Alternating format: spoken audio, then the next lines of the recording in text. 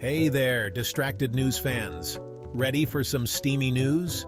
We're talking about saving frogs with their own little saunas. Yes, you heard that right. Let's dive into this hot topic. First, the terrible news. Frogs around the globe are dying by the thousands from a nasty fungal infection called chytridiomycosis. This disease infiltrates their skin and stops their hearts.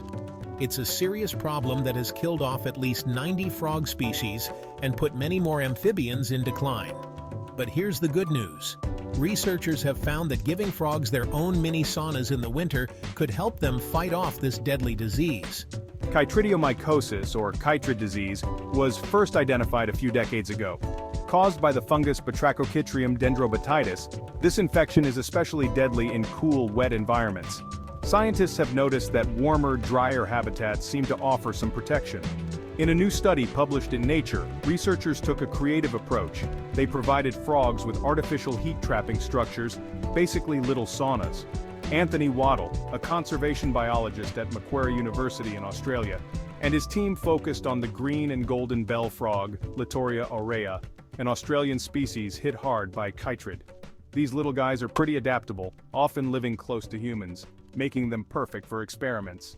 Waddell calls them the pigeons of frogs. In their experiments, Waddell and his team found that when frogs could choose their own temperature, they preferred around 85 degrees Fahrenheit, 29 degrees Celsius, warmer than the range where chytrid is most lethal. They also found that exposing infected frogs to 90-degree heat helped them clear the infection and build resistance to future exposure. In their study, they used enclosures with dark brick structures to control the frogs' options. Half the enclosures had shaded areas to keep the habitat cooler, while the other half allowed the bricks to warm up and act as saunas. Frogs with access to these warm spots were better able to fight off chytrid and gain immunity, though scientists are still figuring out exactly why. Now, this sauna treatment might not work for all frog species. For instance, alpine frogs used to cold temperatures wouldn't do well in a sauna. But this study offers a glimmer of hope in a field often dominated by despair. It shows that innovative ideas can make a real difference. Anna Longo, a disease researcher and evolutionary biologist at the University of Florida, called the study a very simple yet very elegant experiment.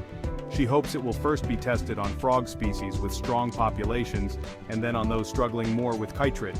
This approach sets a precedent that bold ideas can be tried to combat this fungus. It's changing the narrative from one of hopelessness to one of action. So, next time you think about saunas, remember, they're not just for humans. They might just be a lifeline for our froggy friends. Stay tuned, stay curious, and stay distracted.